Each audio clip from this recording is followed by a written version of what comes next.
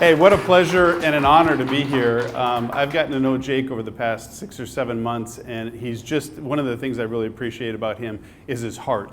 And I'm sure those of you that know him can feel that every time you talk to him. And so he is a great guy to have in your corner. Thank you for the introduction. I appreciate that.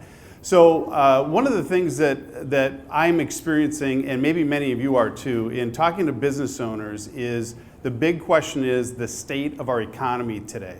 And a lot of the business owners we're talking to have concerns not just about the state of it, but are we in a time of recession today, or are we likely to be entering one in the very near future? And so when Jake invited me to come and speak, I thought, what is one of the burning questions that a lot of the people that we're working with have? And that is, what do I do to build my business during the time of a recession?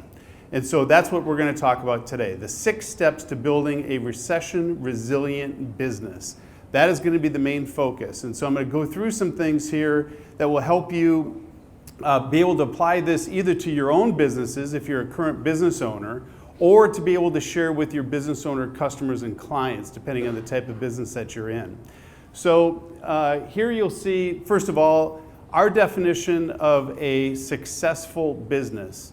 This is a commercial, profitable enterprise that works without you. This is one of the most important things that business owners need to remember as they're doing their work, is that they should be working their way out of a job.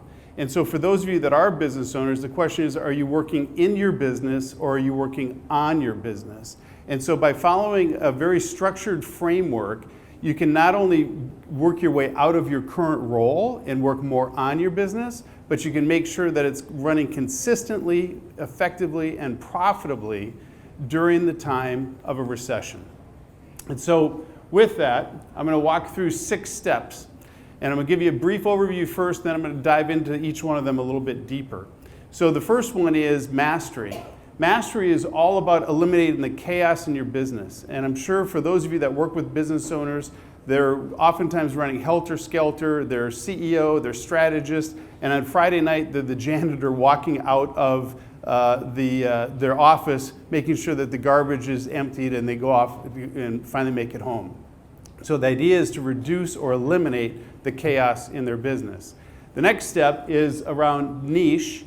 This is the primary focus of niche, is understanding your place in the marketplace and focusing on generating sales and leads for your business so that you can have more predictable cash flow. And once you've got more predictable cash flow, then you can invest your time and your money into the next level, which is all about developing systems. Systems are designed here to be able to give you greater efficiencies and to help your business starting to run without you. The fourth area is around team. Now, this doesn't mean that you have a team or you don't have a team until now. Oftentimes people already have their team in place, but this is a big shift. Once you get some stability in the business and mastering the fundamentals and having less chaos, now that you as a business owner can transition into the team and focusing on building systems that support your team, that they actually run the business for you. So now you're focusing your efforts on building systems that your team can run. That's the main focus. In the fifth area, this is synergy. Synergy is about getting a well-oiled machine. This well-oiled machine is now in place because we've eliminated chaos, we've developed systems, we've got the right people on the right seat on the bus, we know what we're doing, and we've got others that are doing the work for us so we can be more focused on strategy and potentially expanding our business. In fact, at this level, we're also looking at hiring a general manager because we've got the systems in place that they can run the business so we don't have to. And then the fourth area is all about results. Results, now once you have these pieces in place, give you a great deal of flexibility and most importantly, freedom. And so here what we're looking for is to give business owners the opportunity to be able to not only grow their business through greater results, but to give them freedom of choice with what they do with their newfound wealth, basically, and to reap the rewards of the fruit of their labor. So let me just take a minute and go through each of these in a little bit more detail. So when you look at mastery, so again, we're looking at the definition, right? A commercially profitable business that works without you. So we're going to break that down into each of these 6 categories. This first one is mastery. It's a commercial enterprise. As I mentioned, this is all about eliminating the chaos in your business and having greater controls in place. There's 4 key areas in mastery that a business owner needs to be able to accomplish. The first one is the destination. Where are you going? Have you clearly defined your destination through your vision and mission statement, and do you have a business plan that's going to help you get from here to there? The second area of mastery that is vital, and one of the areas that a lot of business owners haven't had the opportunity to fully develop, and that's their money mastery. Money mastery is understanding financial statements, and such as profit and loss, balance sheets, and cash flow statements, and not just the ability to be able to read them, but the ability to understand how they work and how they interrelate to one another so that they know exactly where their money is today and where it's going in the future, because they're going to need that to be able to invest it later on. The third area is around time. Time is a big thing, right? We talk about time management, but none of us can really manage time, right? We're more victims of it than anything. But we all have 86,400 seconds in our day. The question becomes, what do we do with those seconds every single day? Are we productive? Do we have a plan? Are we using some of the productivity hacks like calendar blocking and those types of things? But more importantly, what are we doing to manage and to master ourselves to make sure that we're doing the things that we say we're going to do and honor our commitments to ourselves and to others? And then the fourth area is all around delivery. Delivery is about our products and services and making sure that we're delivering our products and services to our customers that, first and foremost, exceeds their expectations. The second part of it is to do it in such a way that it's done consistently, over and over again, and now you don't have to think about it because you're starting to build the foundation of the systems to make sure that your customer gets the products and services that you've developed in a way that meets their needs and their expectations. So now moving on to the next level, we're talking about niche. So I mentioned this a minute ago. Niche is really about sales and marketing.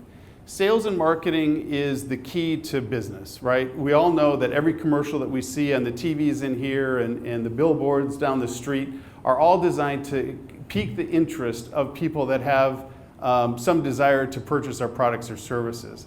Niche is about focusing on what makes the business owner different or unique.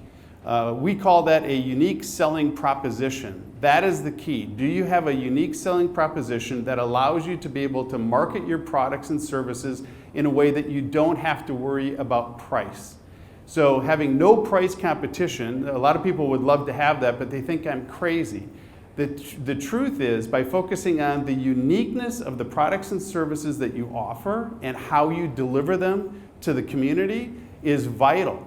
And making sure that you're not only able to define what that unique selling proposition is for you, but also to make sure that you're communicating it in everything you do. It should be 2, maybe 3 sentences long to explain what it is that sets you apart, so that people don't even worry about the price. They don't look at the price because they see the value that you offer and the benefit that you bring by doing business with you instead of the person down the street, and not having to focus on being the low-cost provider.